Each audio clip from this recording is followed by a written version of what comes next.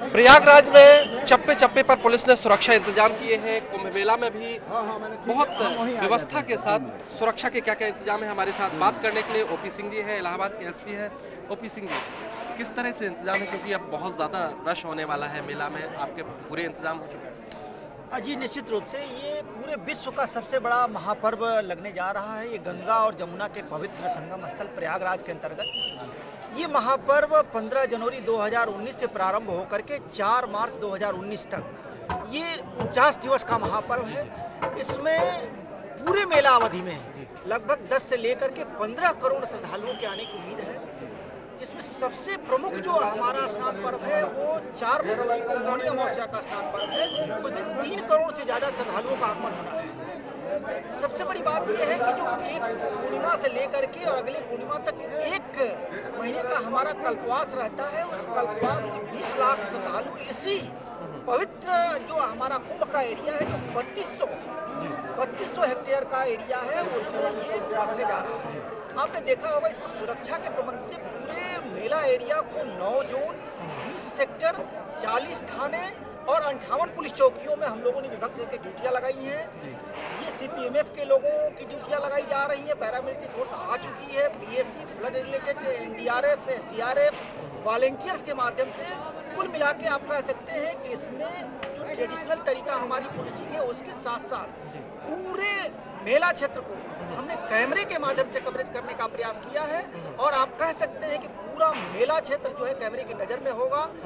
आने वाले श्रद्धालुओं को किसी तरीके से असुविधा न हो, इसके लिए जो जगह जगह हम लोगों ने पहली बार ये कराया है कि लगभग 1300 एकड़ में 95 जो पार्किंग व्यवस्था की गई है, उसमें लगभग 5.5 लाख वाहनों को पार्क कराए जाने की व्यवस्था की गई है।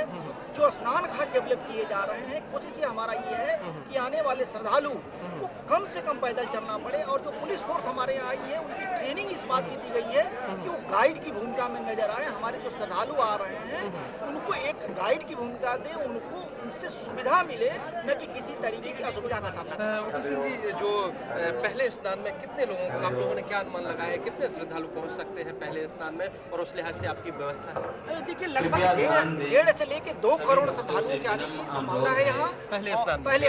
पहला स्नान, लेकिन चूंकि हमारे अखाड़ों का शाही स्नान भी होना है, क्योंकि पूरे मेला में 6 मुख्य स्नान पर्व है, उसमें से 3 स्नान पर्वों में शाही स्नान होता है, जिसमें हमारे माननीय अखाड़ा के संत महात्मा जा करके शाही स्नान करते हैं और फिर वापस जाते हैं।